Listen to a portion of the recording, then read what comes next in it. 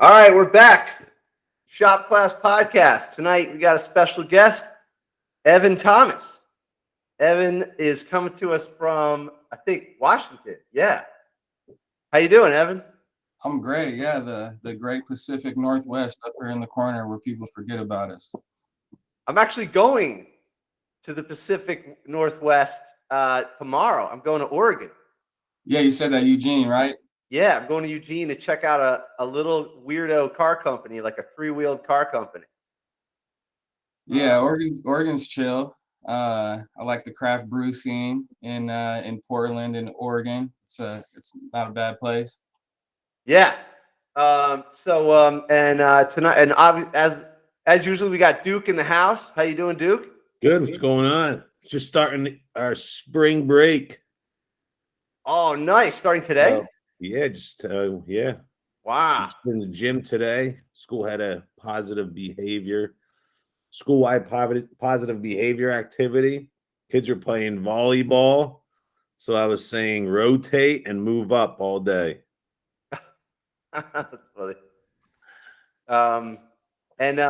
Duke's coming to us from East Stroudsburg, Pennsylvania. He's a middle school shop teacher. He plants the seed of engineering when they're young. Yeah, That's and cool. the Poconos. Get them excited about using tools. And we got Jason. Nice to meet you, Jason. How you doing?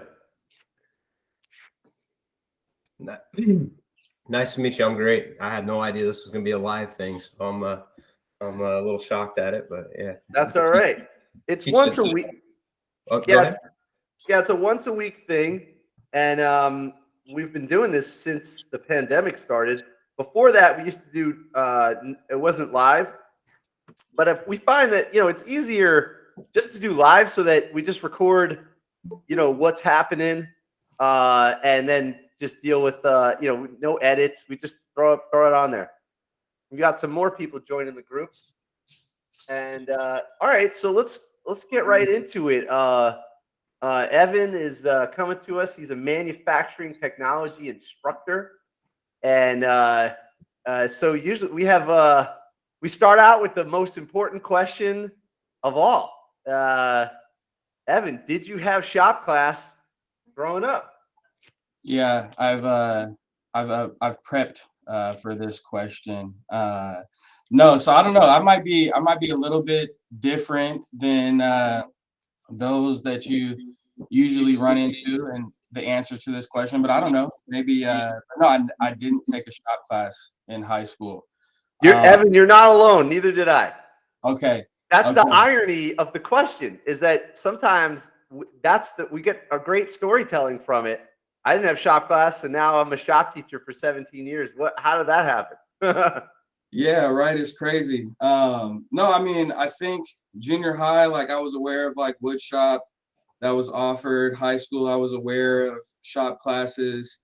No, I didn't think they were for me at the time. I grew up in a single parent family. I didn't really grow up tinkering around too much in the garage or anything. I'm actually played basketball and football a lot growing up, AAU and for high school and everything pretty seriously, and thought that one of those two sports was going to be my future. But no, I didn't get an opportunity to take a shop class in high school. Yeah, I guess that kind of leads into like, how do I find myself in this crazy place right now doing what we do? And kind of my background. My background is in machining. I'm a CNC machinist by trade, apprenticeship graduated. So I went through a 4-year, 8,000-hour apprenticeship, studying just general machining. And you say 80,000 hour? No. I'm still working on the 80,000 hours. 8,000 hours. So that's so, still a lot. Yeah, it was a grind. It was a grind. I kind of got into the trade just off a whim, really. Like, so I, like a lot of kids and whatnot growing up, all I recall really hearing from teachers and and counselors and such they're just really interested in what college I was going to, what 4-year I was getting ready to attend. And like a lot of kids, I'm sure that was my idea of success, or what I thought would be successful in my route. And like I told you, like I grew up playing sports, and um, you know, primarily basketball, and wanted to play college ball. And when you get to about sophomore, junior year, and nobody's sending you letters and nobody's knocking on your door, you're like, there's a little bit of a denial piece, because that's what you do, right? And it's like, okay, nobody wants me to play at the next level, and so you don't really focus on what you're going to do next. I guess I can kind of compare it to pro athletes who their career ends abruptly, or it doesn't go as long as they thought they would. They have some mental health and some issues involved with finding something new. Right. No, I went to a small college out here in Washington, Central Washington University, in Ellensburg, and after high school, I went out there with no real plan. I went because I had I had a friend that was currently a junior at the time, so I was gonna go hang out with him and have a good time, and I was gonna get out the house. And I didn't understand what a loan was. I didn't understand what financial aid was at all. Evan, you're not alone. One of the guys that joins the podcast often, Matt Bloomquist, I think he was semi-pro athlete as well, and switched gears into buildings and trades, building houses. Duke, am I right? Matt was played college ball. He played college ball, yeah. Yep. Was it like Illinois? No. Yeah. Mizzou? What's Mizzou? I don't know. Mizzou? Yeah. That's University of Missouri. Yeah. Yeah, Mizzou. Wow. So sorry, Evan. Yeah. So it's all relatable. Yeah, for sure. So yeah, no, I spent some time out there going to school, and ended up leaving just because I wasn't really interested in the end goal there, and wasn't really focused on what I was supposed to do there. Was skipping class and hanging out and going to parties and all that good stuff, right? Yep. So came home and back to mom's, and of course, mom's like, all right, you got to figure something out. You're not just going to be here. And we grew up in the Pacific Northwest. There's a heavy hitter out here by the name of the Boeing Company. You may have heard of them. And so I was like, I actually ran into a family friend who happened to work there, and they're like, yeah, you should go work at Boeing.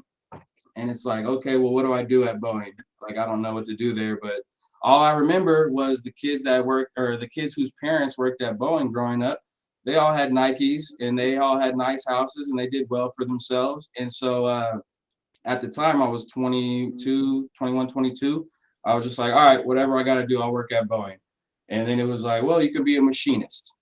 It's like, all right, what's a machinist? All I know is they go on strike and they work at Boeing. I don't know anything else about what they do. But started looking into educational programs at some tech schools that were around, and found out that I could get some funding through the state, and I didn't have to go in any further debt to get an education and to start a new career. So I 22 years old, just dived right in. I took a CNC operators 2-quarter course at Bates Technical here in Tacoma, Washington. Oh, that's cool. It's great they offer this stuff. Yeah. So it was a good opportunity, and found out I was. What's that? Oh, sorry. It's funny. I love hearing these stories, because growing up, my dad had a bakery, and because my grandfather had the bakery, and I grew up in the suburbs, and man, we just BMX bikes and basketball and baseball. Man, machining was not on the radar. That was not a thing. I'm sure it was around. I just had no idea, and now I love this stuff, so it's like, man, I wish I knew about it earlier, but it's great you were able to take advantage of these classes. That's cool. Yeah, no, yeah. I mean, that's, part of the reason why, I teach what I do now is because I don't recall anyone talking to us about alternative paths towards career or just even being successful without saying, go get a 4-year degree and then find a job after that. And like, I don't remember any like STEM fairs. I don't even think STEM was even a thing when we were, I'm 35. So I don't remember STEM or. Nah, they just came up with it recently. Don't worry, they'll get a new thing going in the next couple of years anyway. Yeah. So no, long story short, I found out at 22 years old that I was a visual learner, and that's nothing I experienced in my education previously. I never really got great grades, not because I couldn't hack it. I just wasn't interested, and I was just gonna do whatever it took to just pass and just move on in the class. Like there was none of my general ed classes spoke to me and made me really excited about being in them until I started making stuff.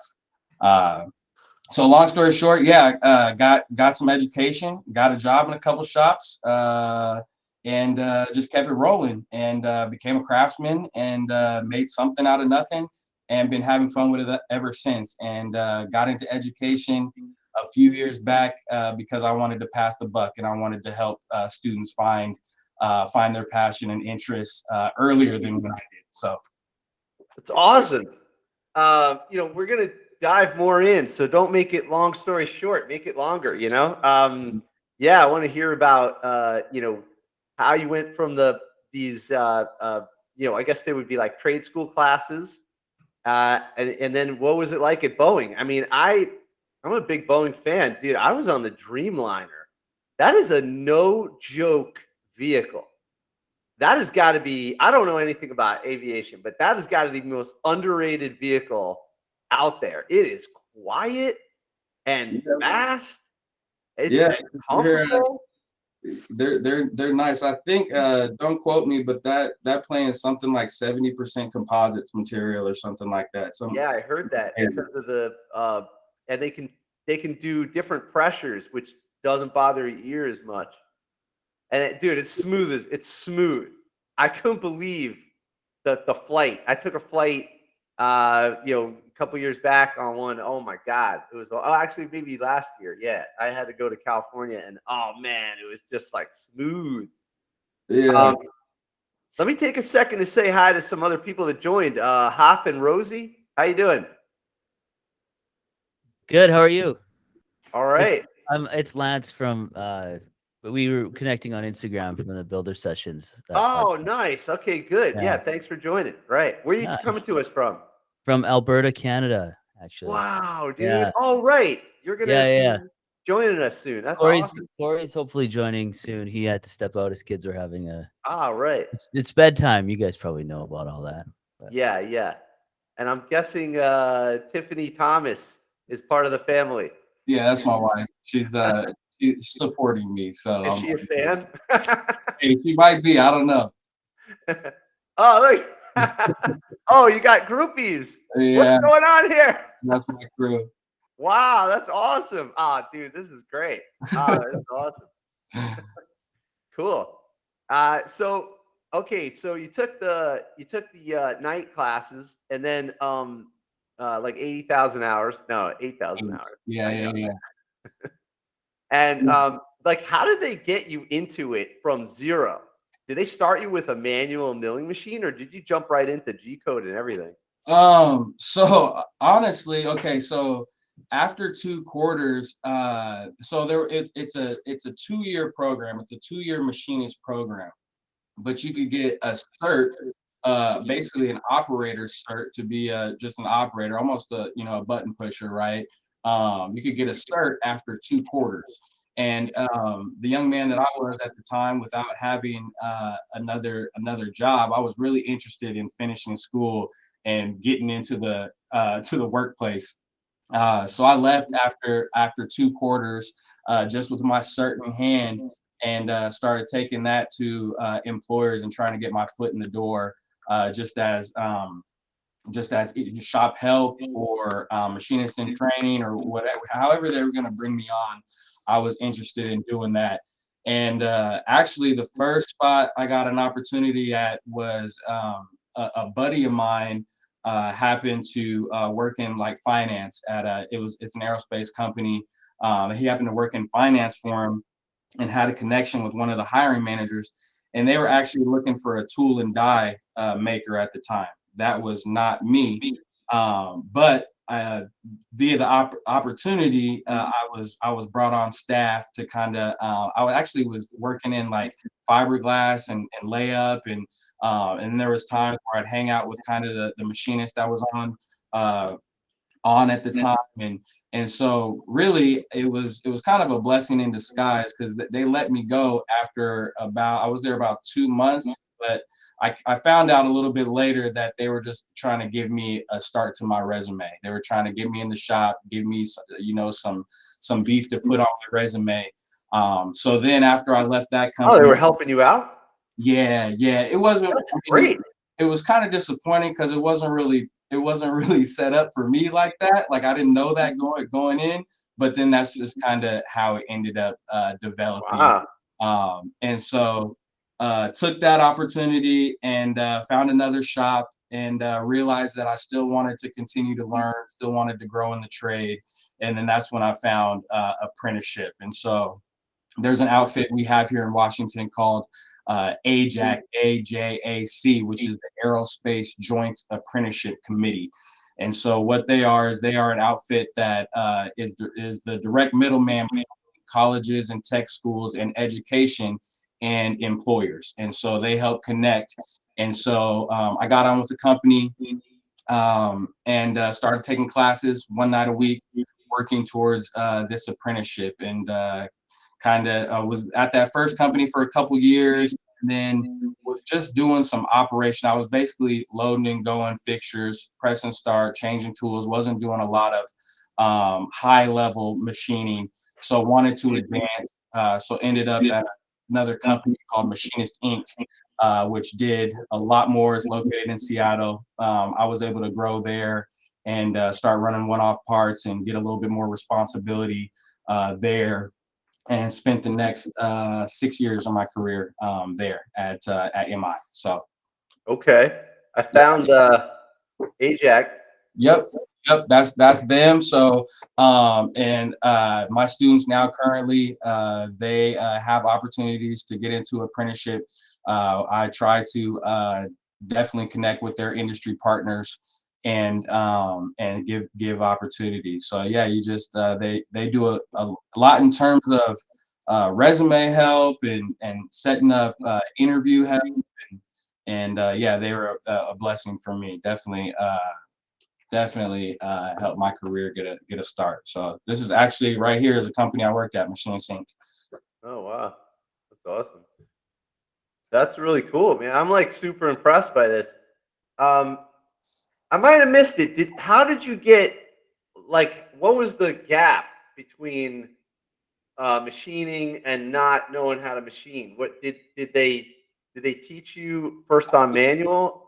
Yeah, so in the classes that you take, basically through your apprenticeship, you take one class a week, and it's set up on the quarter system, just like colleges. And but the class is 4 hours, so we would go to work all day long, and then whatever night you went to class, you went from 5 to 9. And so they started off with a lot of the basics, from blueprint interpretation to precision measurement, so you could throw a mic or some calipers on parts and check your own parts, to we started with a manual milling project, manual lathe, and then got into CNC. So there was a total of 12 different classes, all geared towards helping you kind of get your start in the career. But the great part about apprenticeship, and the great part about AJAC specifically, is employers are all signed on. They know you're brand new, they know you're green, they know you're learning.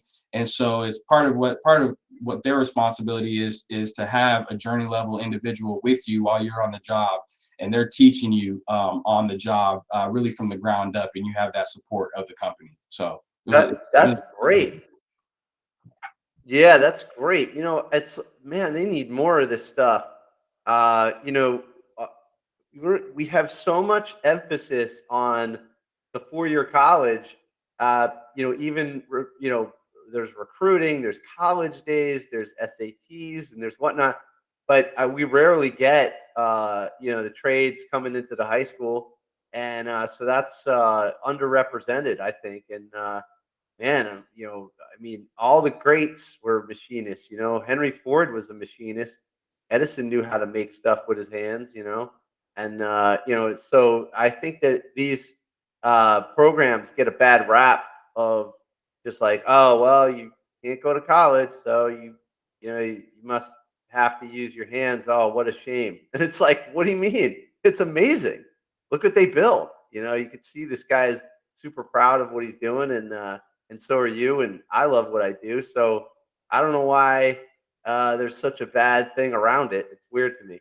But Yeah, anyway, that yeah. that is the I guess stipulation or stigma that is our fight right now, currently still as shop teachers, is these career paths and these opportunities aren't just for the folks who can't hack it, right? Or the troublemakers.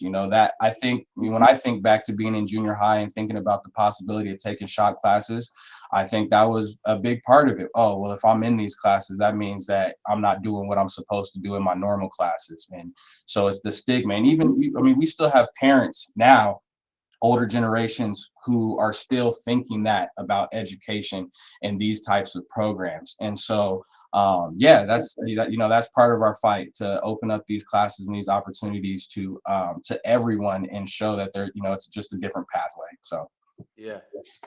Cool. So now let me just jump around for a sec. Duke, did you ever do any night school stuff to do any of these classes at all? No, I was going to ask Evan about it. Like, I have a CNC router. We've had the CNC router for like 20 years. That stuff doesn't change. You just have a router and a straight bit. Now we got so the software does change a little bit. So we have like Vectric, and Cut 2D.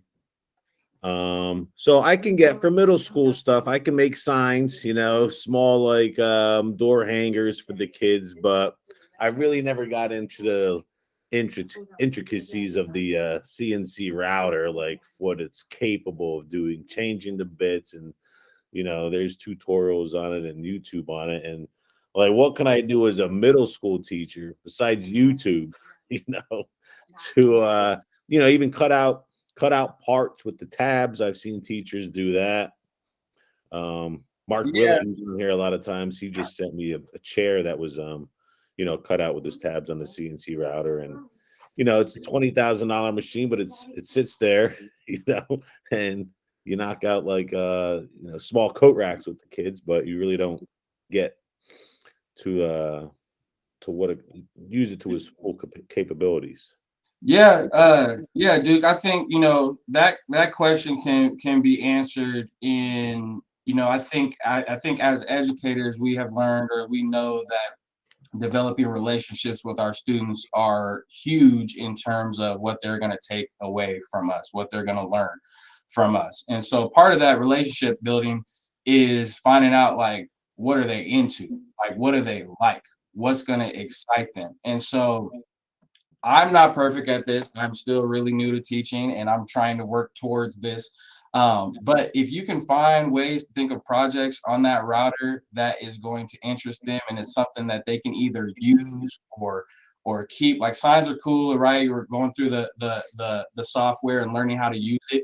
But if we can start making things that either they can use at home, their parents can use, something that they will hold on to and keep for a while, or something they're interested in. I did I think part of the few of the pictures that I shared of our projects is this year I found out our kids were into RC cars. Like, they were tinkering with them, playing with them. And so I was like, all right, part of my curriculum is sheet metal fab. And I got a ton of different stuff, but like 3D printing, composites.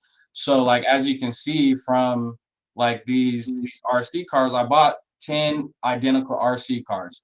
And then I said, let's take off the bodies and let's completely design from scratch your own body with your group. And so we found a way to go through some strength to weight ratio curriculum and, Oh, cool. and all that. And we went through the different types of materials we'd be using and why composite material could be lighter and stronger than just aluminum or any other types of metals. I got welding's a part of my curriculum, so I got kids that are really interested in welding. But then you get to have that cool conversation with like, wait, do you really want to be putting a bunch of steel on this because you know that's going to weigh it down? So you know, just stuff like that. And like I haven't solved world hunger or anything. You know, I'm not this superstar teacher, but I'm just working towards trying to, you know, do stuff that they're excited about, and we're tricking them into learning. I think that's kind of the overall goal. So I like it. Evan, I'm gonna steal that. I haven't solved world hunger yet. yeah, I mean, I'm just trying, man. My buddy Jay here, who's with us, Jason, we actually started. So this is my second school district I've taught at. I started at the Renton School District, just teaching at a comprehensive high school. So kind of funny story. You know, there's a little bit of job security in shop teaching. There's not many of us out there, right? And so with my resume, this is my first year teaching, with my resume that says I'm a machinist, I run CNC machines, that's what I do. I somehow overnight became the construction teacher, the wood shop teacher, the welding instructor, and it was all like, oh, you'll figure it out. And it's like, whoa, okay, these aren't just things you just do. Like there's a little bit to it. So yeah, it's just kind of interesting, like our roles. I like these, you know, these sheet metal projects. I'm actually doing a sheet metal car right now, and I'd like to hear what you do about strength to weight ratio.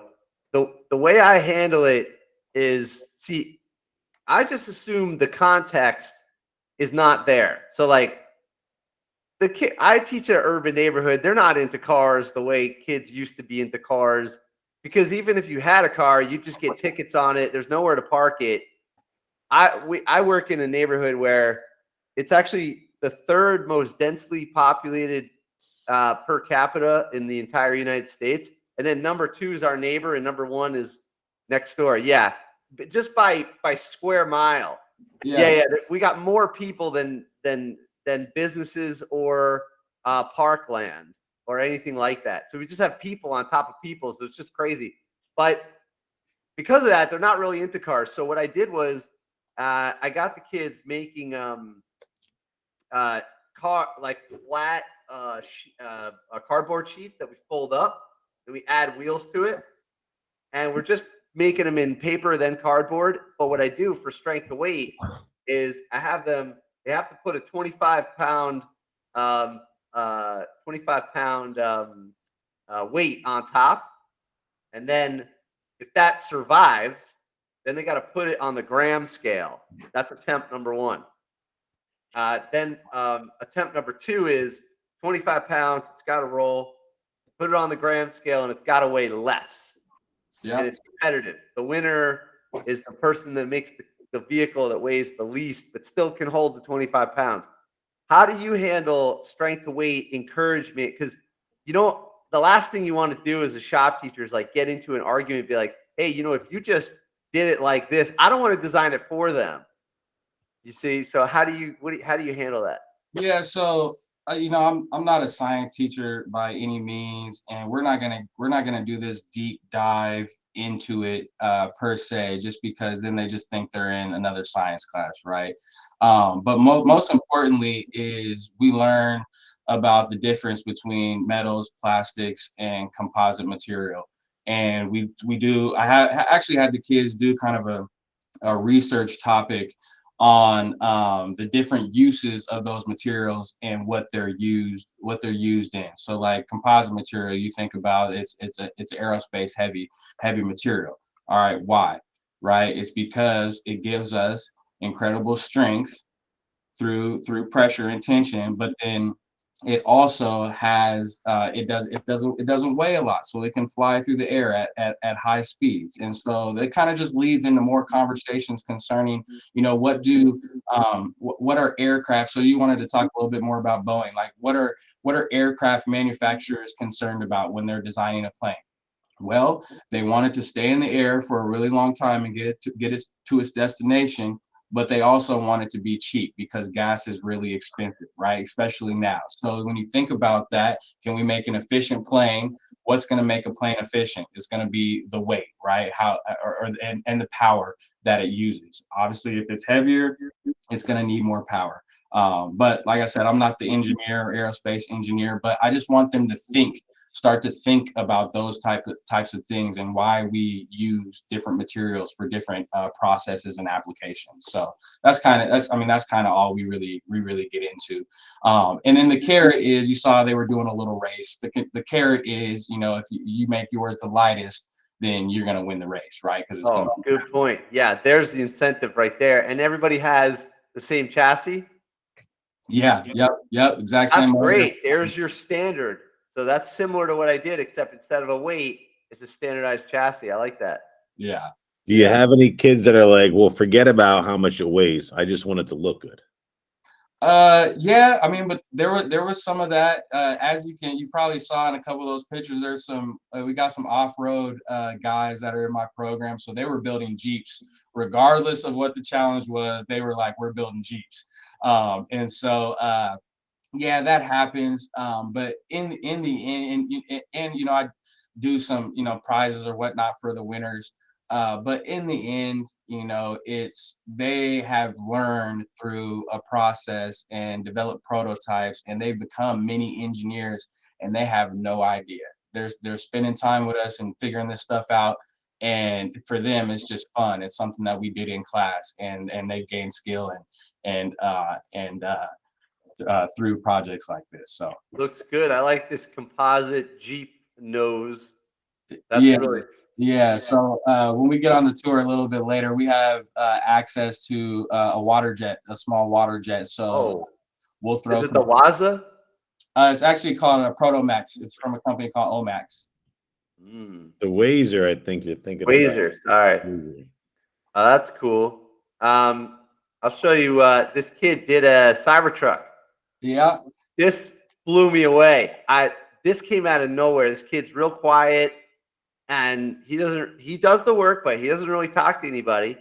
And he out of nowhere shows up with this, and I was like, "Whoa, what the?" And we just throw a background on it. We kind of cheat and make it look wild. He doesn't care. It's actually out of spec. It's too long, and it's not. It's too long for. It looks scale, but it's too long for the spec we were doing. And I was like, nope. I was like, whatever. I didn't care. And then I put this online, and I have a former student that works for Tesla, and the guy's like, paint it, and I'll buy it. Tell the kid, and I was like, done. So I relayed the message. So this kid, he's an artist, and I was like, dude, you're in business, dude. I was like, communicate with him and sell this. Put it in a box with bubble wrap or whatever. There's the kid. Yeah. And you know, I'm probably not supposed to show their faces or whatever, but good kid, and he's into it, man. You know, that's exciting. Now he's connected just because he made a little car. So I don't understand what Duke's saying. Like sometimes the kids get so excited about the art side of it that they're not into the engineering, but it's a trick because they're totally into it because you got to make it work anyway. It's 3-dimensional. So you're going to have to worry about materials and whatnot. Yeah, we do CO2 cars in 8th grade. But this kid, every project that he did, we made cell phone stands too out of wood laser engraved 3D printers. But then he did like a square body design, like the Chevy square bodies, you know. Oh, yeah.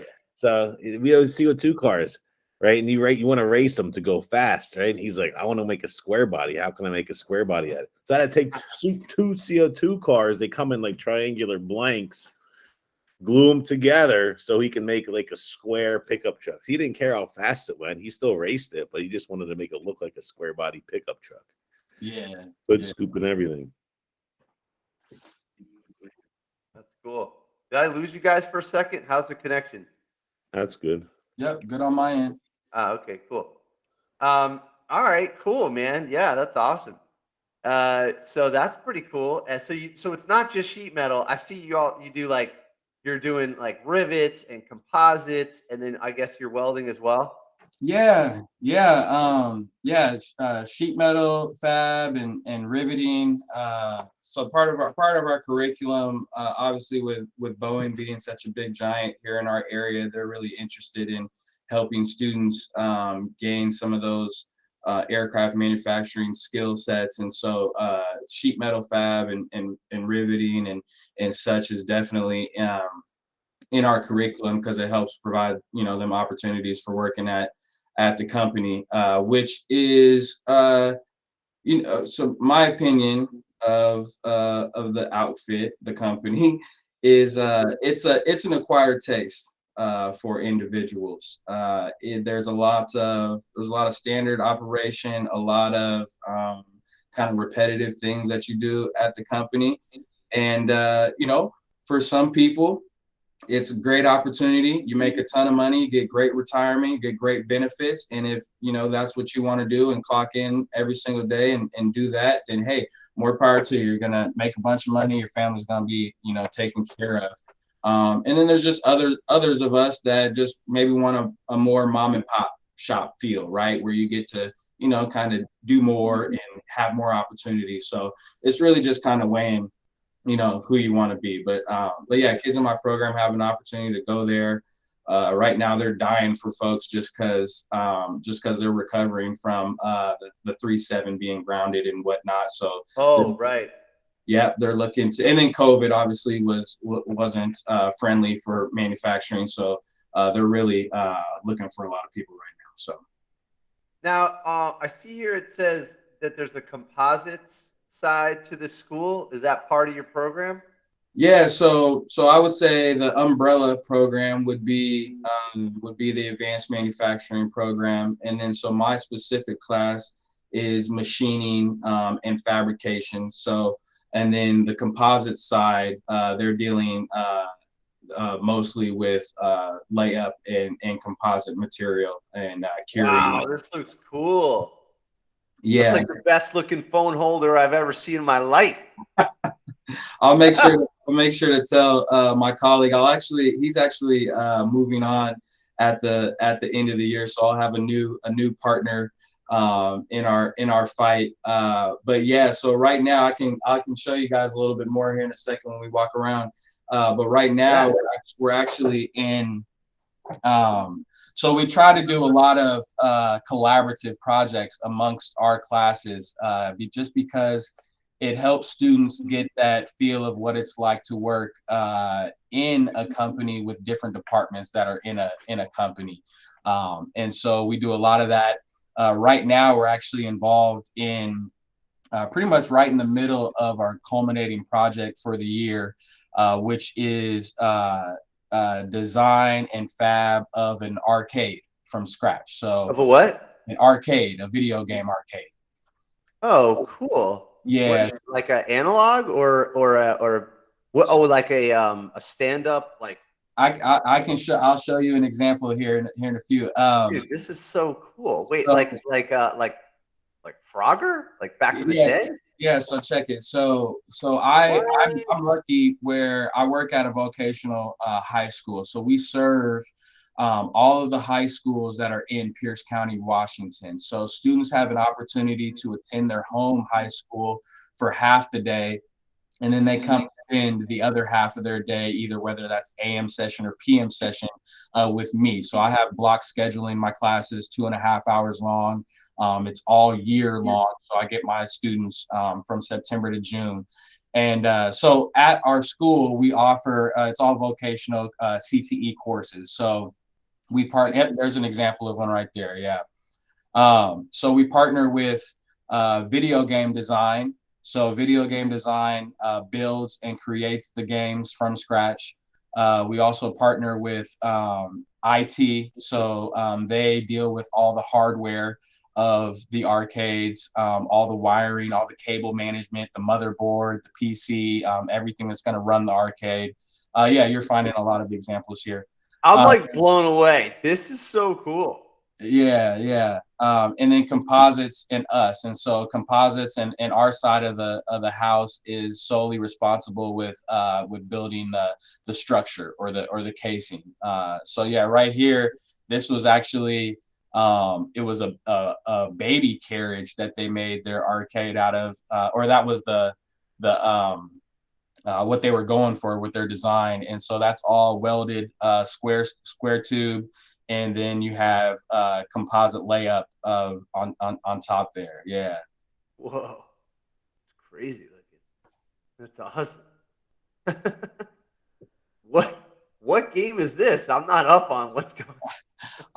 I'm not sure. It's all a play on it's like, so this is just my second year here at the Skill Center, so I wasn't a part of this specific build. But right now, it's kind of what we're working on is kind of a Space Invaders type aerospace type situation. So students are just now in our current process right now. Whoa, look at this. Yeah. We've just finished like blueprinting all of our parts and like the design and everything. And so now we're just now kind of cutting out material and putting stuff together. So Dude, you guys are having too much fun. This is awesome. yeah, no, it's a good time. Whoa. Oh, those are honeycomb sandwiches. Yeah. There we go. Peter's joining us. Peter's like a jack of all trades. He's I think Peter's a machinist as well. Good to meet you, Peter. So yeah, there's a water jet. Yeah, this is mind-blowing. Very cool. So do you want to take us on a tour now? Yeah, I can do that. I'm gonna get out of where I currently am on my computer, and I'm gonna come back in on my phone, and then Okay. Yeah, I'll take. All right, take your time. That's cool. This is great, Evan. Thanks for doing all this. This is so cool. Yeah, no problem. So Peter, just getting you caught up. Evan's a machinist out in Washington. He's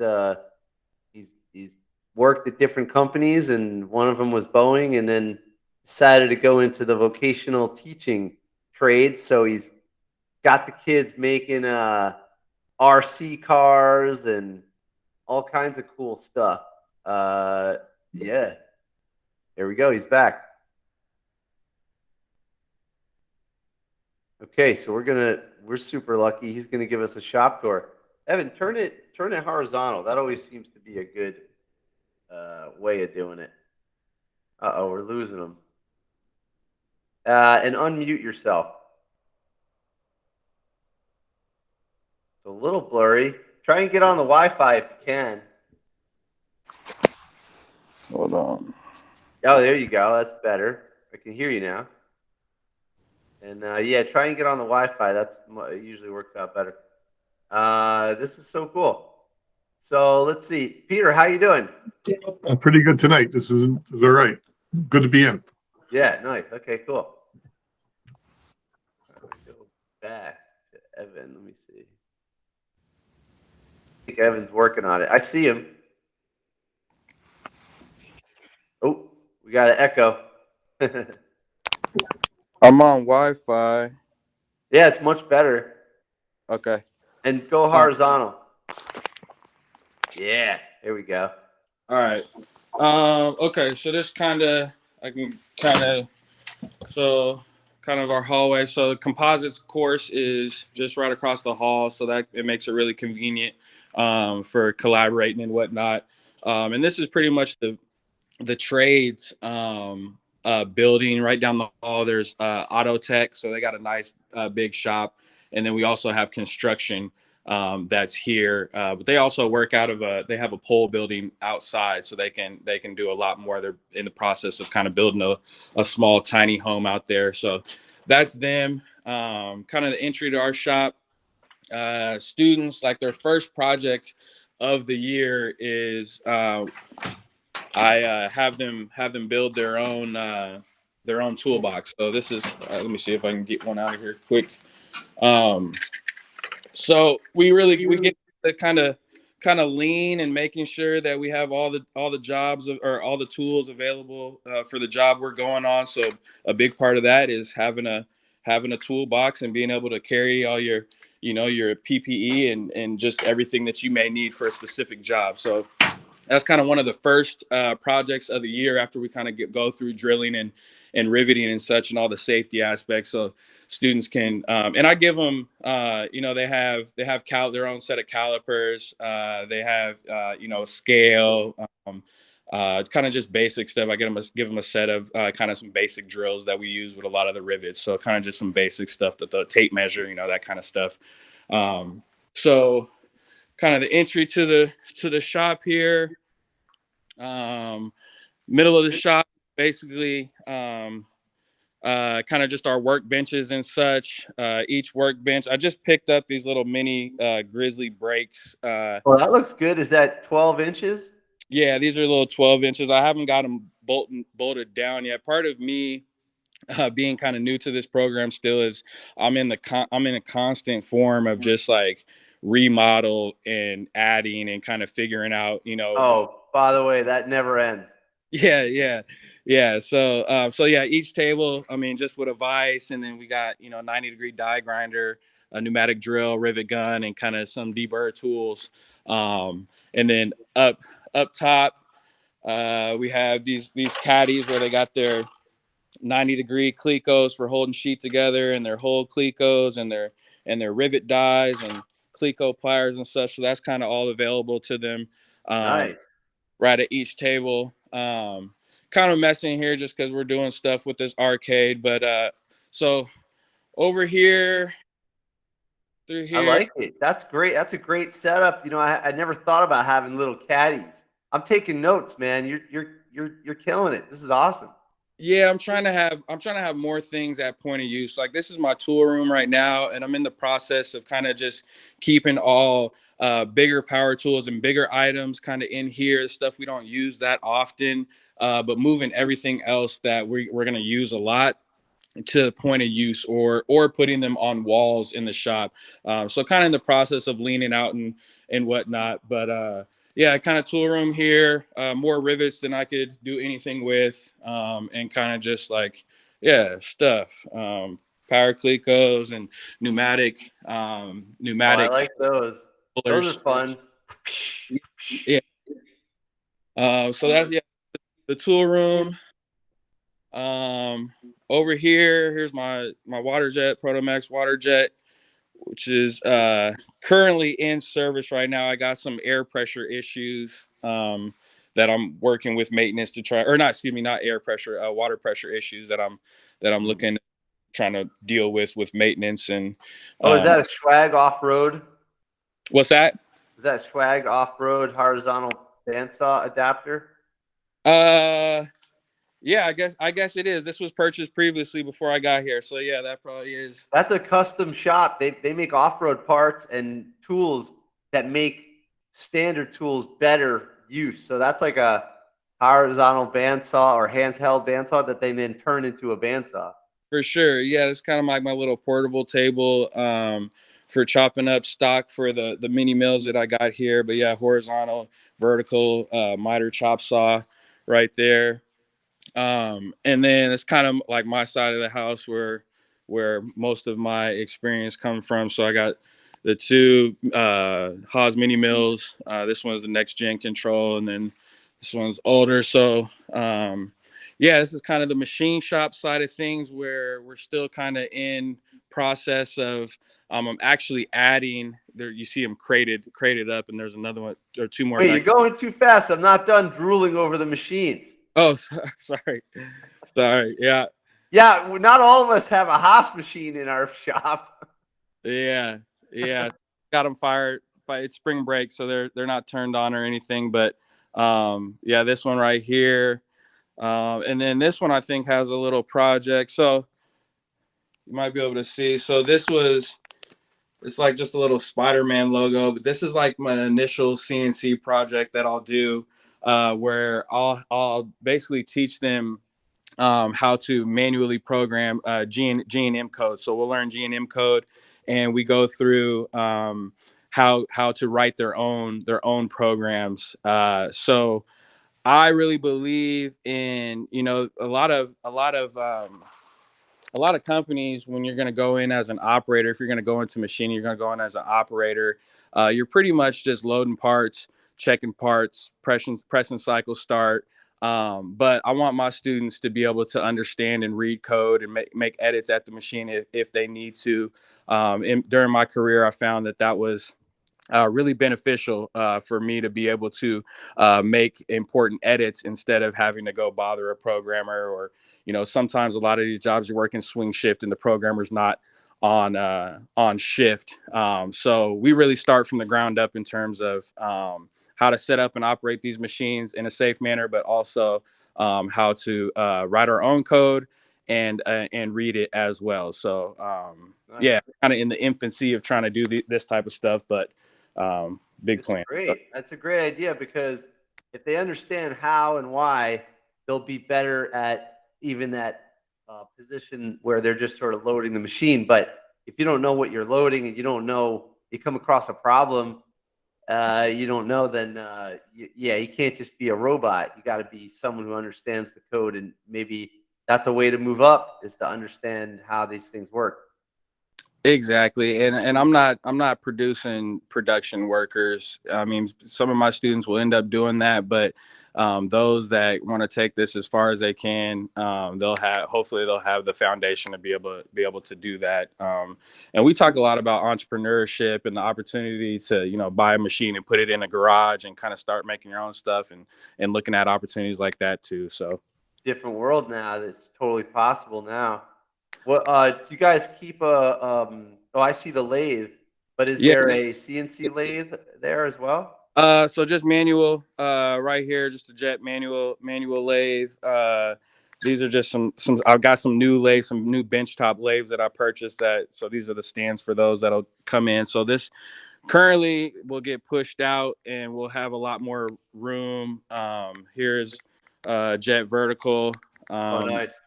So they both they'll get on manual milling and manual lathe, and they'll pick that up. And then I purchased 3 other vertical manual mills, and then also 3 other lathes that I'll hope to have set up by next year. So there's one of them on the ground there, kind of. Let me ask you, did you say you got mini lathes? Which one? Yeah, they're just here's one right here. This is just Grizzly. I think I spent about $2,500 on them. So just a little bench top.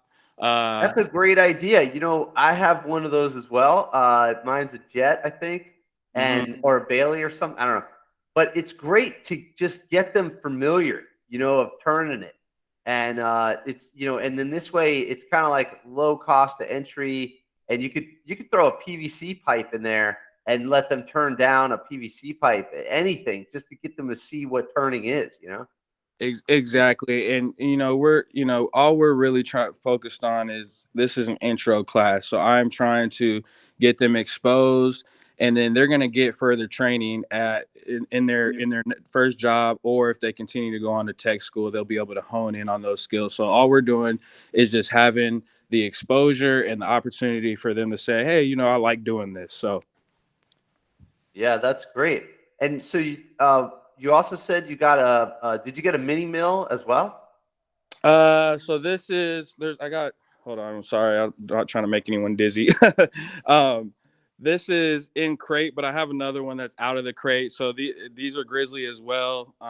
They're vertical mills, just knee mills, vertical mills.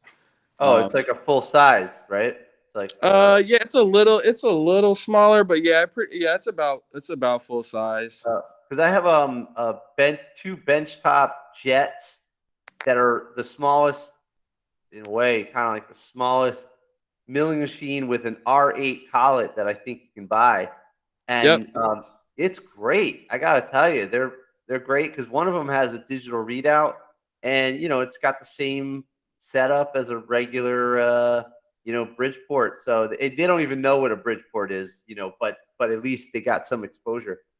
For sure. Yeah, and these are R8 calls as well. So but yeah, just kind of a roller. That that's a CNC brake that I'm actually going to be getting rid of. I just don't have, it's a lot of shop space, and I just don't have a real use for it really.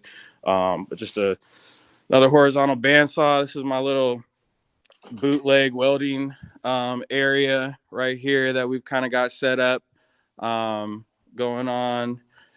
And then I do the same thing. I just throw up the screens, the red screens, and you're good to go. Because all you really need is a table, and there you go. You know, kind of like, I don't have a booth for everyone like some shops do, but this, dude, that thing looks like it's made out of aerospace company. Look at that. right here. That's amazing looking.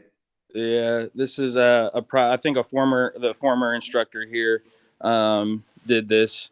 But yeah, it's just some rivets in here with some different. I gotta step up my game. I don't look as cool as you guys. This is awesome.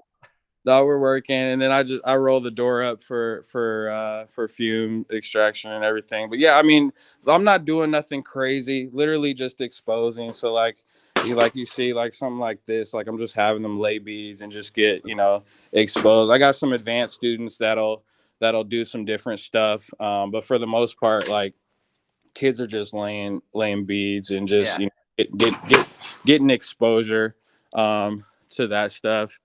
So another big break right here I'm going to be getting rid of. I'm not building any boats soon, so this is something that I'm going to be getting rid of. Hydraulic shear, just like a jump manual shear right here.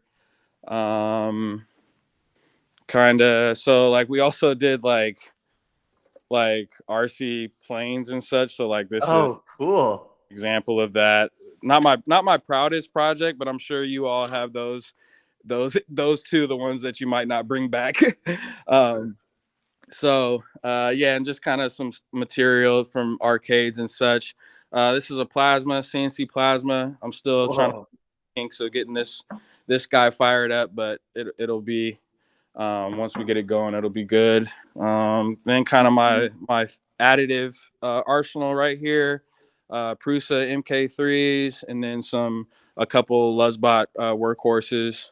So these offer like the 12 by 12 by 12 envelope, and these are just the 10. So these are actually some parts that I left before spring break that some kids, the support material hasn't been taken off yet, but they designed almost like some clips for the cable management in their arcade. So we do 3D modeling and design. I start them with Tinkercad, and then we graduate to Fusion 360. And so they're able to design and print pretty much whenever they want, as long as it's not going to go for like 40 hours. Evan, Duke has some experience with 3D printing, and we actually got 3D printing manufacturer, a startup on the podcast. Duke, what was the name of that again? Mantis Verde 3D printer.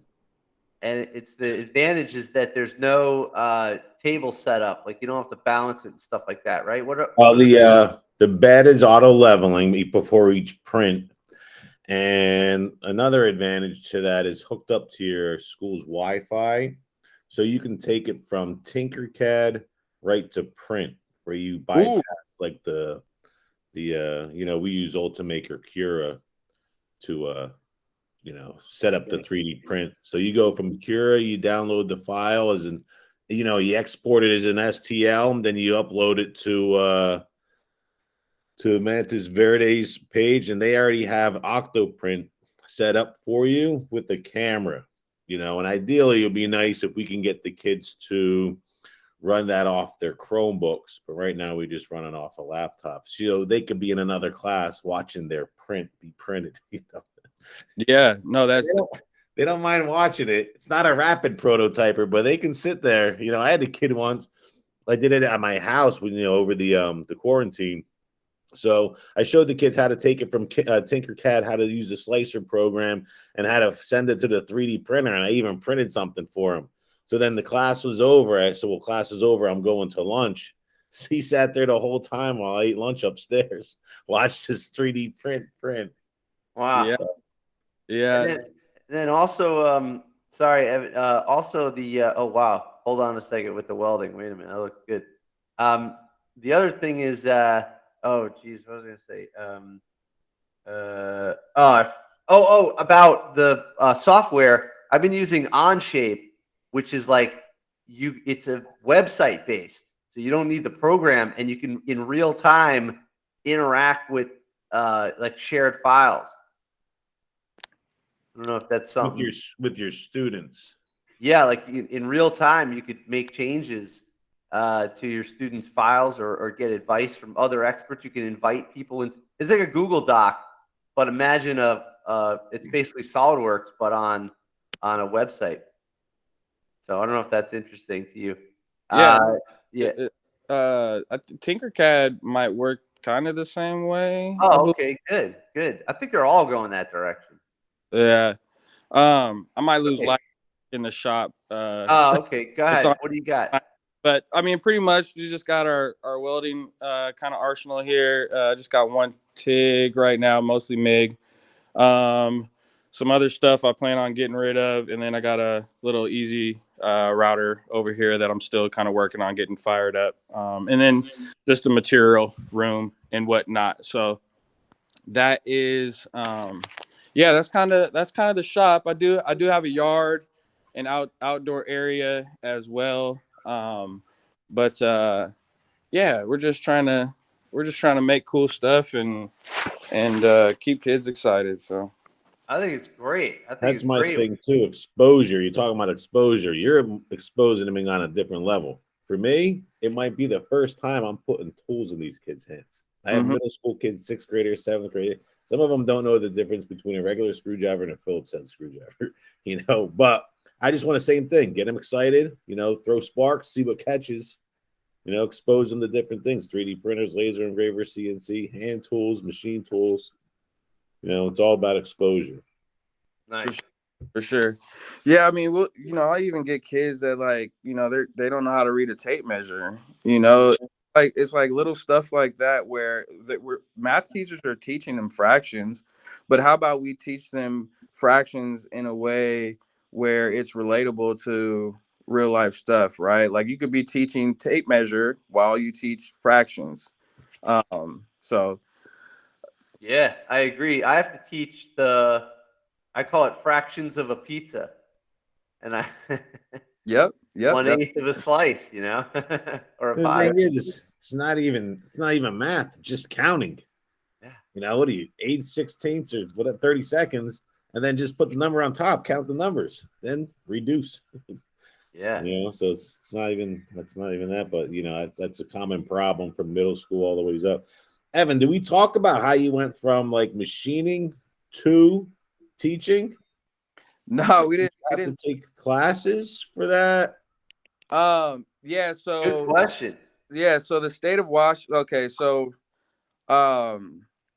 towards the end of my apprenticeship, I really got really interested in supporting the next generation, simply because apprenticeship and my path towards making a decent living wage that I could take care of my family with, it was almost like too good to be true. Like it was almost like they were giving me free money almost. Like, so my education was paid for through my employer. So I didn't pay out of pocket anything to get my journey levels card or go through apprenticeship. I was getting guaranteed raises every 6 months that I remained in the program. So I was getting $1.50. I started, this is 2010. I started making, I think I was at like 15 or 14.75 or something when I started. And I got $1.50 every 6 months until I graduated. And I was making their journey level wage of $30+ an hour after 4 years of machining. And so I was making more money than some of my coworkers that have 20, 25 years in the game. And so I'm sitting here thinking like, wow, this opportunity to get into manufacturing, to do a job where I mean, you're not just busting tail, but you're actually making cool stuff. Like I think I put in my bio, like I had at Machinist Inc. where I worked, there's a project in Texas called the 10,000 year clock. I think Bezos or somebody funds it. Like we had an opportunity to make parts for that. So now I have parts that I made that are in a mountain somewhere, are supposed to work in a clock for 10,000 years. So that's crazy. Then, so 2017, the Space Needle is getting remodeled. My company gets the contract for making the gears that's going to rotate the restaurant of the Space Needle. So I currently with my second shift colleague, I machined all of the gears that turn the Space Needle in Seattle around. Like I did that. Wow. And so like just little stuff like that this trade provides and offers. Like I'll be a grown old man taking my grandchildren or whoever up to the needle and being like, Dad made those back in the day. Like those are mine. I made those. And so just stuff like that. So how I got into education, stuff like that, the opportunity that it provided for me to get into a living wage career without going broke, to get the education. I just was like, I need to tell more people about this. I mean, it's the exact same reason why I'm doing what I'm doing right now. This second is talking to folks that are like-minded, spreading the word about these opportunities. I started off by just talking on panels about my experience in apprenticeship, and about my job, speaking to the community. And then that led into me wanting to go right to the source and put this skill level and put this educational opportunity into the hands of our community students. And so I actually got recruited by the first school that the teacher at the time was leaving, and I had been in contact with him because I was already connecting with schools about wanting to talk to their students as a professional. And he said, "Hey, I think you'll be great at this. You should take over my job." And so I did. It's a funny story. He promised me that he would be around the first 2 months and help me get my start. And so naive me, I'm like, oh, okay, that makes it easier. Like I'm down. And as soon as I accepted the job, I didn't hear from him again. But it was a blessing in disguise because it just kind of makes you do it right. So. Yeah. That's awesome. Yeah. What a cool path. So you pretty much were on this pathway anyway. The school is sort of worked out, but you were definitely given back from the get, that's great. Yeah, it just lines up for me. Like I've been coaching basketball. I'm a high school basketball coach. I've been doing that for 15 years or so now. So developing relationships with our young women and men and supporting the future is kind of just already in me. And so this is just another way where I can use my knowledge and my skill set to continue to support our community. That's great. That's absolutely great. It's amazing the give back. Well, I mean, it's just been awesome. Think about people who benefit from this. It's exponential. What's going on as far as inspiring kids to do stuff like this. I've got alumni that come back and they tell me, oh, they work here and they work there, and they're like, wow, man, I got my start in your class, and it's like unbelievable. So I'm sure you're experiencing the same thing, and I really appreciate that because a lot of the shop classes, they kind of got decimated in the 90s. It was like an overcorrection, and and because of that, a lot of the kids missed out, even on the smallest level, just like a small class or whatever. It just got killed. And so they, your class is like, you've got plenty of equipment, enthusiastic teacher, and it's still not enough. We got to make sure we connect the dots with the kids and support them, industry support. And what I really like is that you're basically doing similar to what the Shop Class podcast does. The reason we created the show is because a lot of the shop teachers, they operate alone. You've got some support there, but it looks like a lot of teachers, they operate alone. So we're just trying to highlight programs, give you guys a voice, and share ideas. I actually stole a whole bunch of ideas. I got a pad here, and I'm writing down. I see what you're doing there. It's great stuff you're doing. So I'm thank you for doing all this.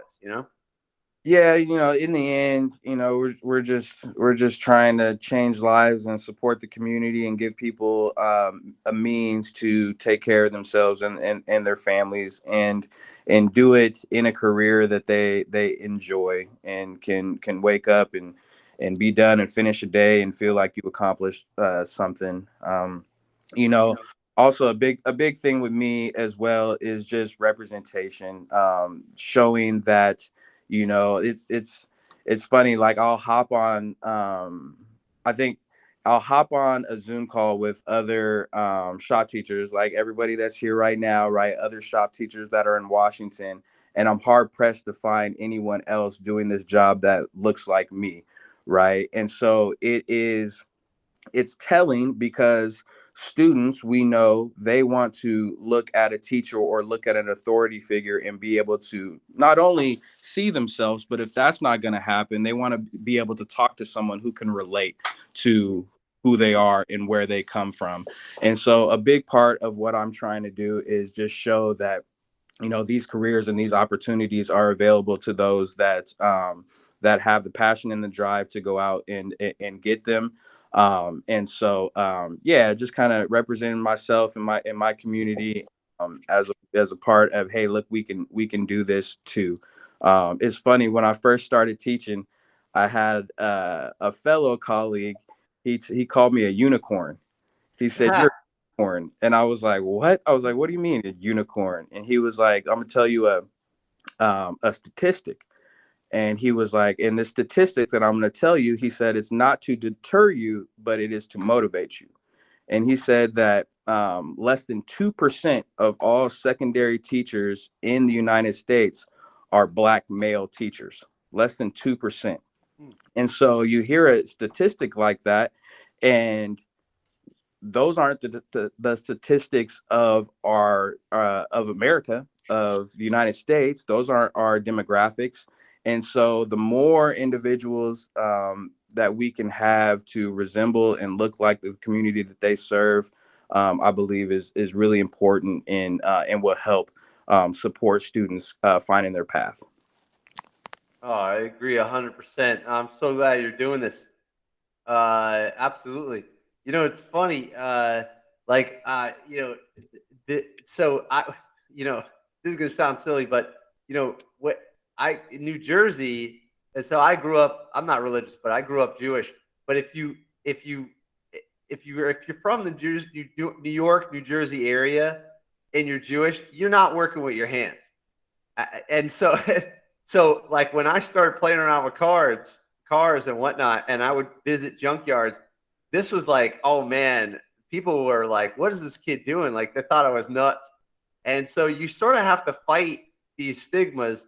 I understand that it's not, as big a barrier and whatnot. And I'm sure that, it's difficult to jump in these things if you're not represented, but there is these barriers and they do exist.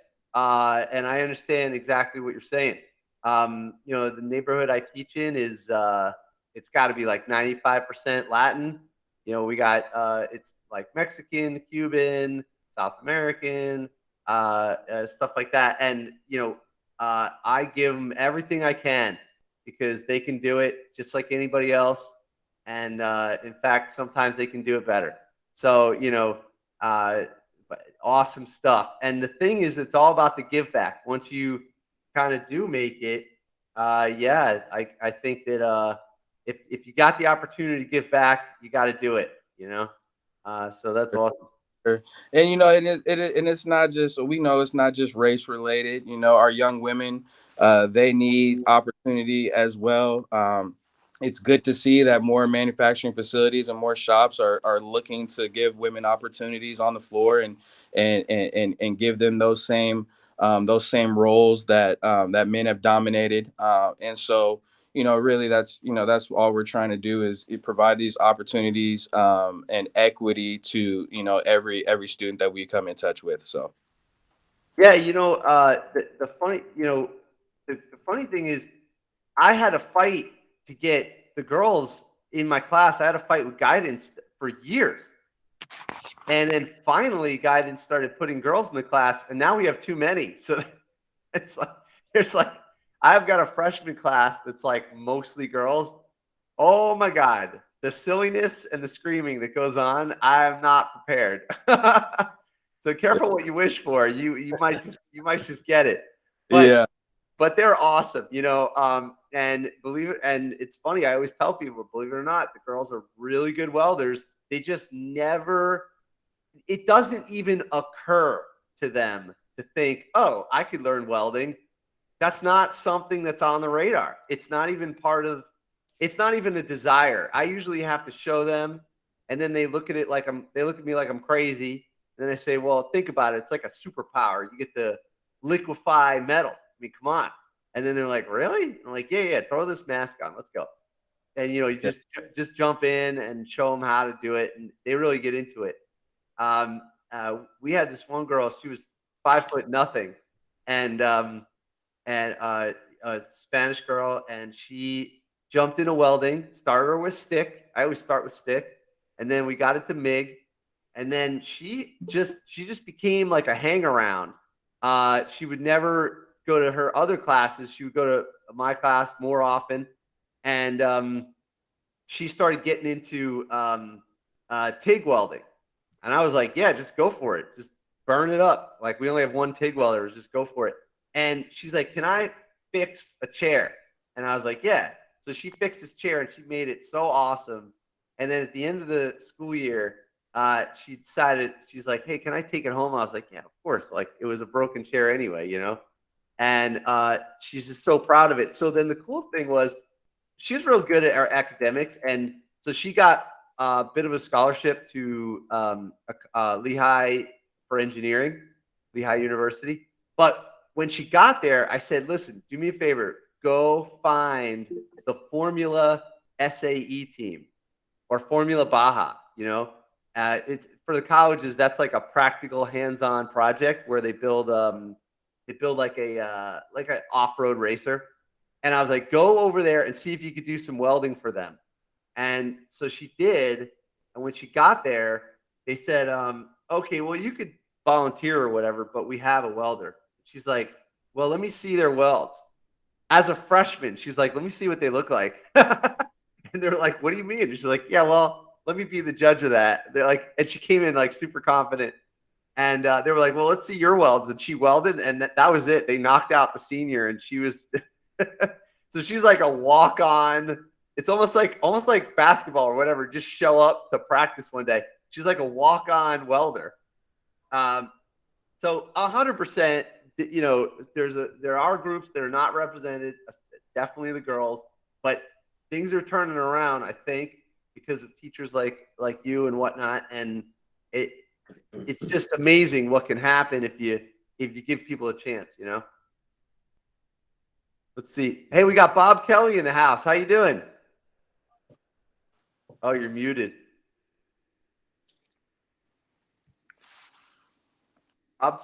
He's still muted.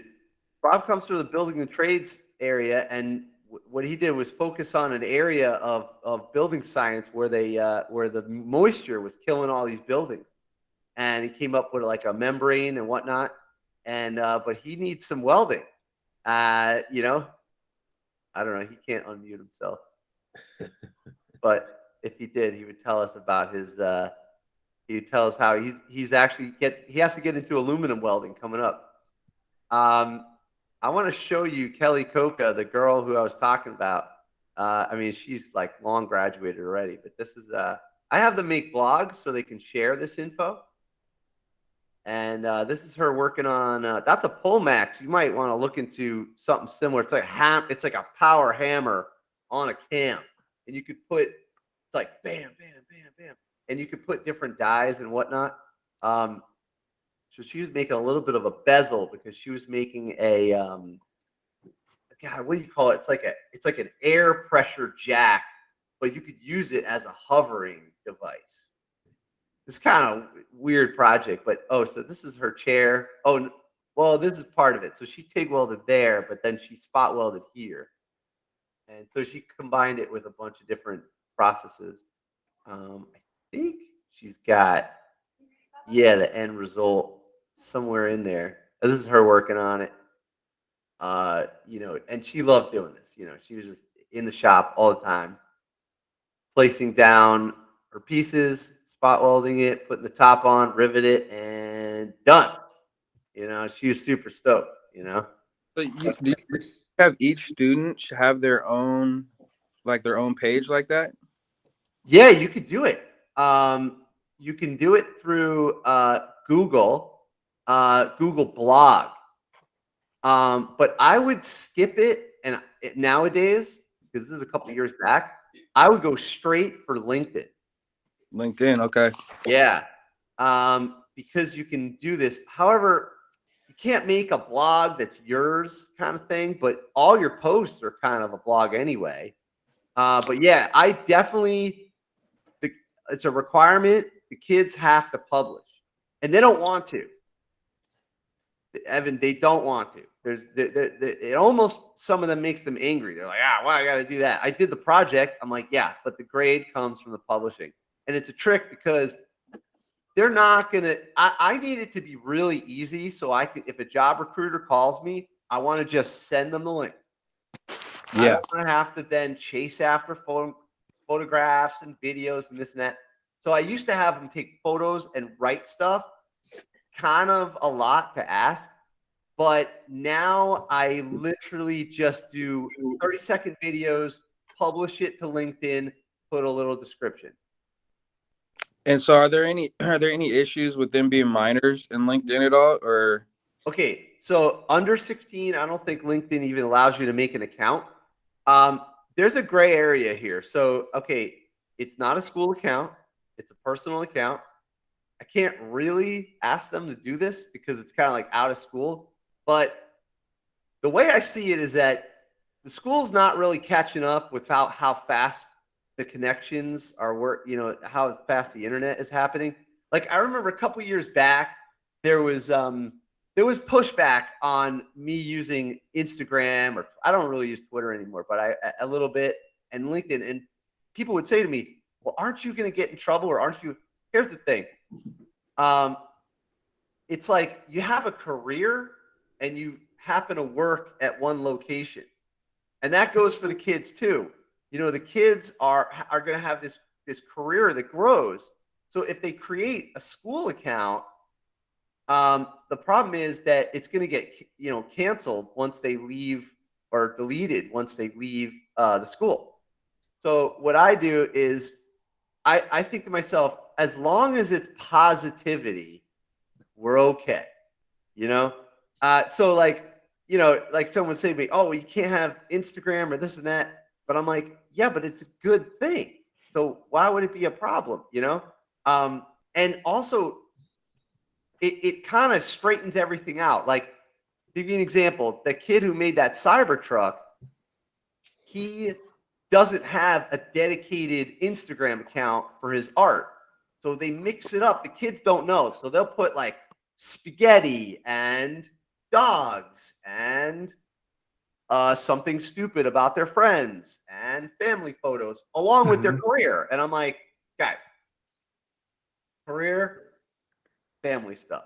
Mm-hmm. You can mix a little bit. That makes you a person. Of course, you're not a robot, but you need to dedicate something towards your career. And it could be on LinkedIn, it could be Instagram, it could be something else. The problem is that the teachers nowadays, they won't even speak about the internet. So it's confusing to them. So they think, oh, well, this is the Wild West. So doesn't that make it worse if there's no guidance?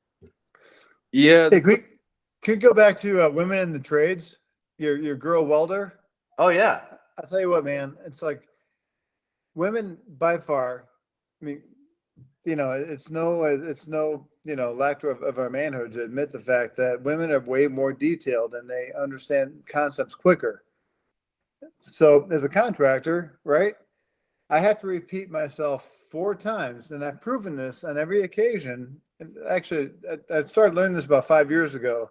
If I want to get a message across to a guy, I've got to say it 4 times. If I want to get a message across to a woman, I say it 1.5 to 2 times. Okay. I can back that up. I don't understand when people say things to me. I definitely ask them 4 times. It's okay. It's the fact that things come in layers, and we think about we think in pictures, and but the communication, part of it is so critical. Like my clients, when I talk about vapor control, and some, obtuse thing that's bugging the shit out of them, they get it, So anyway, Hey, Bob, can you repeat yourself? I wasn't paying attention. You know what? I would love to repeat myself. That was the best line of the night.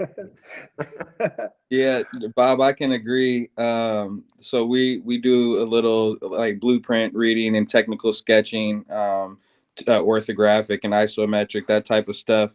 And I already know that the girls are gonna use a straight edge every single time. Their dimensions and everything that I need to be able to read is gonna be legible. It's the guys who are trying to freehand something real quick or stuff a dimension in somewhere where I can't read, or the constant reminder, okay, we need to be having straight lines, so this is legible, and so, yeah, I totally understand the attention to detail for sure. Well, okay, so guys, I'm not trying to command this, okay? I don't want to, but what's really interesting is that, you see how I grew up with 9 sisters, okay? Okay, so my reference point is honest. So, but where we form as men, and where we are strong in our suit, right? So what is it? Is it the gross motor skills? Is it the finer stuff? Like my girlfriend is an architect. Holy fuck. She gives the, as far as like attention to detail, and she's German trained, and, oh my God. But you got to have somebody who wants to put on muddy boots and, slosh through a job site, right? And that's not the chicks, it's us, right? So with, the communication. Anyway, so that's all I could go off on a tangent. I've got ADD, and I should probably take some medicine that I don't have. So that's all I got. No, I think it's we all fine. do, but we don't take it either. That's so funny. No, the guys, I always make the joke about the guys. The guys have a shoulder problem. They come into class and they're like, what's going on? What's up? Oh yeah. And then I'm like, the girls are just like, hey, what are we doing? So, That's hilarious. yeah, look, I understand, because they're coming in all excited or whatever. So, listen, they're just underrepresented, and and they clearly can do it, and they have a different way of doing it. But I think that we're all here absolutely trying to help them. And the guidance counselors are starting to get it now. That was actually the biggest problem, is that the guidance counselors weren't putting the kids in my class. So I had to go down there. And actually what helps are these blogs, Evan. So just to go back to these blogs for a second, basically anytime you represent the kids' work, it takes a lot of effort to do that. So I just have the kids do it, so just cool. have them make blogs, and it's so much easier. So I jumped on late, and so I'm sorry, Evan. So what's your specialty, and why does Ron think you're so special? Because you seem like a nice guy anyway. Yeah, no. So I teach an intro to manufacturing program, advanced manufacturing, at a vocational high school in Washington. So just south of Seattle. So juniors and seniors in high school can take my program half of their day. They can leave their home high school and come. It's block scheduling, so I got them for 2.5 hours. And machining, sheet metal, blueprint interpretation, precision measurement, technical sketching, additive manufacturing, 3D modeling, you name it. We just kind of try to make stuff. So That's really cool. Okay, so I would have loved to take your class, because I went to an all-boys Catholic school, and I got jammed on. I mean, my shop class was taking apart bicycles in my garage. Okay. And but what's interesting? I would love to have a little influence in the education world if I could, because I make my living in trying to solve problems that are chronic. Okay, I'm not going to go into, you know, vapor control and building envelope, whatever. But it's like, how do we keep kids thinking holistically and between the trades and focus on the problems that are chronic, right? Chronic issues are actually pretty easy to solve, right? It's a holistic system. I found, you know, sheet metal is my medium to solve my exterior issues. You know, I think you should elaborate on what you mean by chronic. I kind of like your approach. Basically, I think what you're saying, and I like dealing, you know, learning about the buildings and trades industry, because they don't just solve, well, they're trying to advocate not solving just one problem, but the cause of the problem as a whole, as the building is an envelope. Am I right, Bob? Oh, totally. Yeah. You should I call elaborate on that. 0 point pressure, right? What's the 0 point? Gosh, you know, that's the way I see it. So what is unchanging in our problem solving issues, right? So you trace the problem back to the basic components. What's the best way of saying this? So in my world, I found that there was always water and condensation in masonry buildings. I was looking for a steady source of work. You know, I had a bunch of kids. I got bills to pay. So I found a chronic issue, water always behind the roof membrane in the masonry building at the roof level, right? Nobody ever solved for it. So people keep on sealing up buildings. They try to keep the water out. You know, they caulk more, they seal more. That all they're doing is not understanding the fact that, you know, we're dealing with thermal mass with membranes that change temperature at a different rate. Okay, that's what causes condensation. That's the root problem.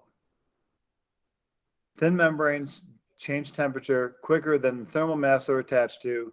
That causes water behind the membranes on a warm day when it was cool at night. So when I say 0 point problem solving, what's the issue? The issue is water's forming and we need to exhaust the water vapor. Oh, that's pretty hot. Nice job. Yeah. So that's what I always mean pull it about, up. you know, how do we educate our children? It's like, well, think about the components, the materials that we're working with, and how are they reacting to one another. And that's how you solve the problem, you know? It's like, all these fucking guys are buying millions of tubes of caulk and membrane and, you know, and sealant and all this other stuff to try to keep it out, but they're not thinking about the world from the inside out.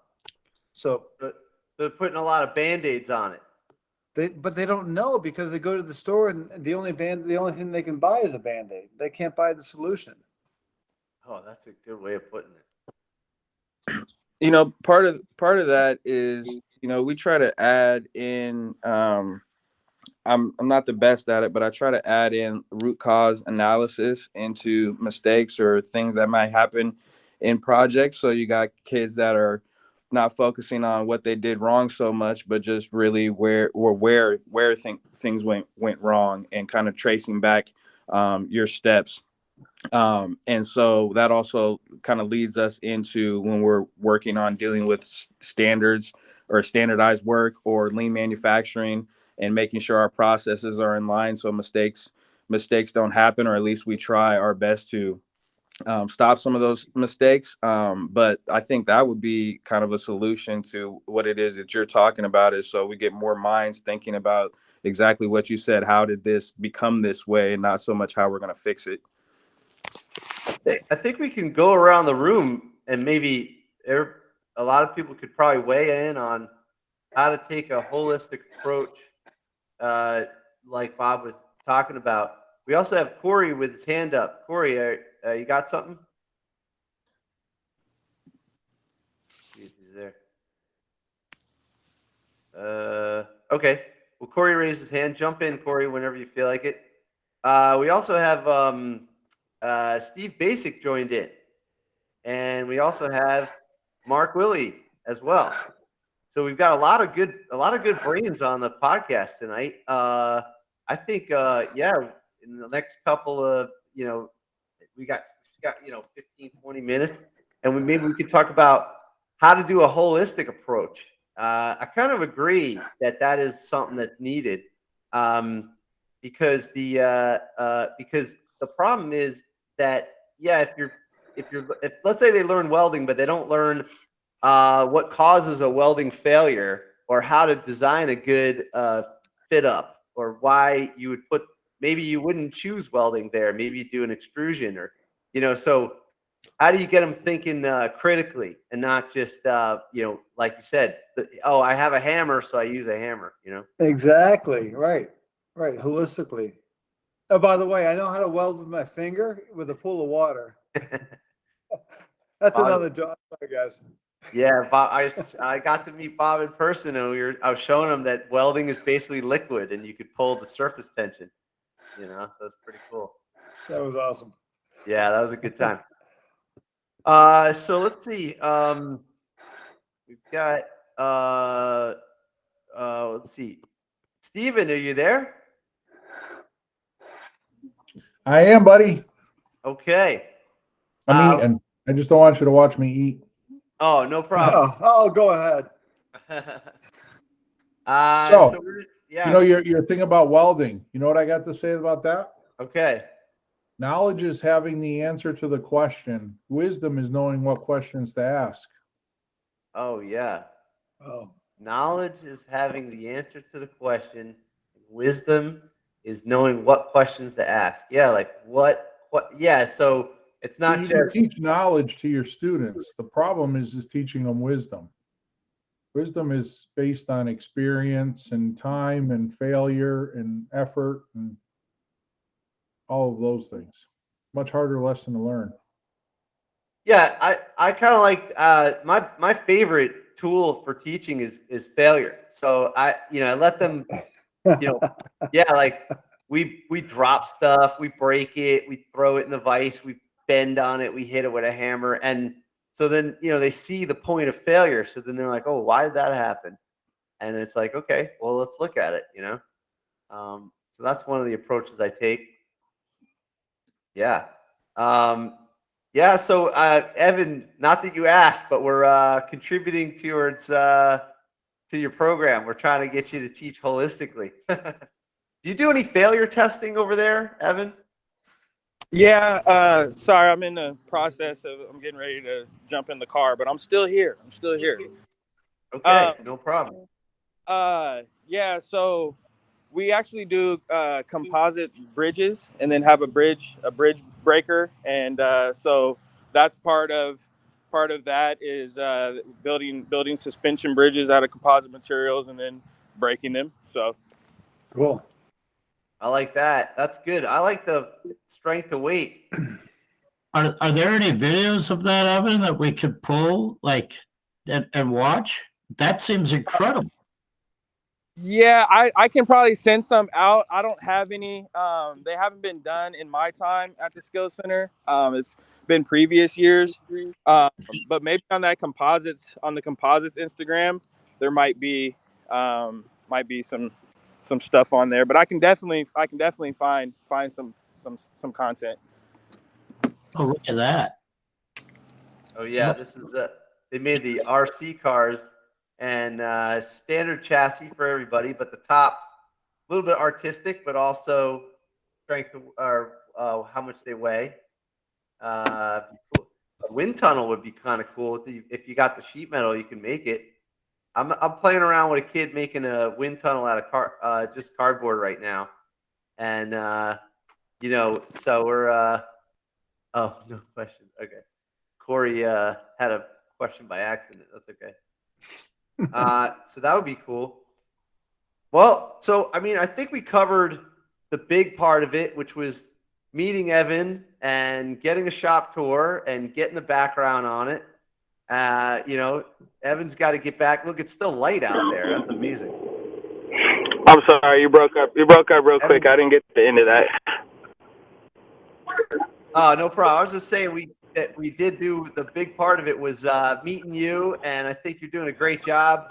And getting the shop tour, I appreciate it. I think you got a lot going on. I want to collaborate with you on your sheet metal ideas. I think you got some cool RC car stuff I'll have to send you some of the projects we're doing where we're putting the 25-pound weight on top of the car and it still has to roll. And then how much does it weigh? And then they make an iteration, getting it down and then unpacking it so it's a flat pattern so we can cut it out, So yeah, I'd obviously love to collab with everybody that's a part of this. I plan on being a visitor every Wednesday and kind of hanging out. And obviously, I think we know as teachers that collaboration is going to help us all be better at our jobs. So awesome. All right, so we're gonna kill the recording there, but we could pick it back up. We got time for another topic if we go around and just have a round table. All right, so Evan, thanks a lot. I appreciate it, and hang around for a bit. But thanks a lot. If you got to go, it's okay. All right, Shop Class Podcast. Thanks a lot. You got it.